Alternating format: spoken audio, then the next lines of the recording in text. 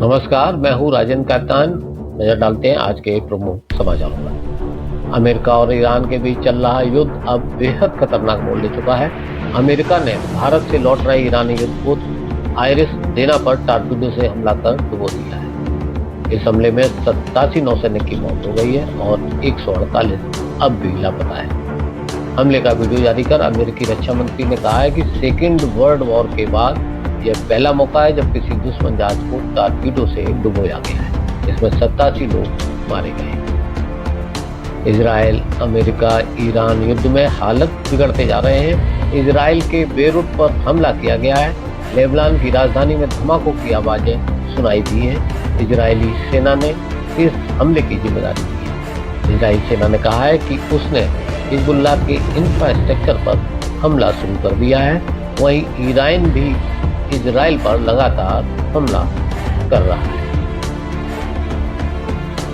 IRGC ने कहा है कि ईरानी हमलों का मुख्य निशाना खाड़ी इलाके में अमरीकी बेस है, खासकर कुवैत और बहरीन के। कुवैत में कैंप आरिफजान और अली अल सालेम एयरबेस जैसे अमरीकी ठिकानों पर पहले भी ईरानी ड्रोन और मिसाइल हमले हो चुके हैं। बहरीन में US नेवी की 5th फ्लीट हेडक्वार्टर पर मिसाइल और ड्रोन अटैक हुए हैं, जहां बिल्डिंग और रडार सिस्टम को नुकसान हुआ है।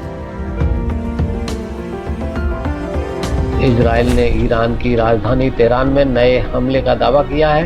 IDF ने तेहरान में ईरानी मिलिट्री इंफ्रास्ट्रक्चर को निशाना बनाया है। रिपोर्ट के मुताबिक बुधवार रात तेहरान में एक जोरदार धमाका देखा गया। इजरायली एयरफोर्स ने पूर्वी तेहरान के कंपाउंड में बड़े पैमाने पर हमला किया, जहां कमांड सेंटर और इंटरनल सिक्योरिटी के लोग रह रहे थे।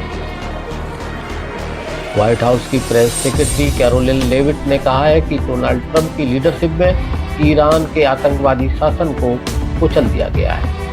दुनिया के सबसे बड़े आतंकवाद समर्थक देश को 47 साल तक बर्दाश्त करने का दौर खत्म हो गया है। ट्रंप हमेशा शांत और कूटनीतिक को प्राथमिकता देते रहे हैं। ईरानी सरकार ने बातचीत से इनकार कर हिंसा का रास्ता चुना, अब उसके परिणाम भुगत रही है। बिहार में नीतीश कुमार के मुख्यमंत्री पद छोड़ने की आहट के साथ ही बिहार के अगले मुखिया को लेकर चर्चा शुरू हो गई है।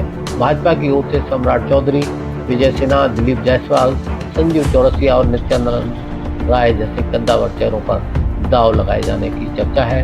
वहीं JDU का एक धड़ा मजबूती से नीतीश कुमार के बेटे निशांत कुमार को ही मुख्यमंत्री बनाने की मांग कर रहा है। अब देखना होगा कि CM की कुर्सी पर कौन बैठता है।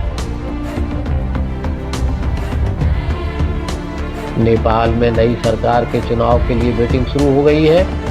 सितंबर 2025 में भ्रष्टाचार, बेरोजगारी और राजनीतिक व्यवस्था के खिलाफ बड़े पैमाने पर जेन जी और युवाओं ने प्रदर्शन किया था, जिसके बाद प्रधानमंत्री ओली ने इस्तीफा दे दिया था।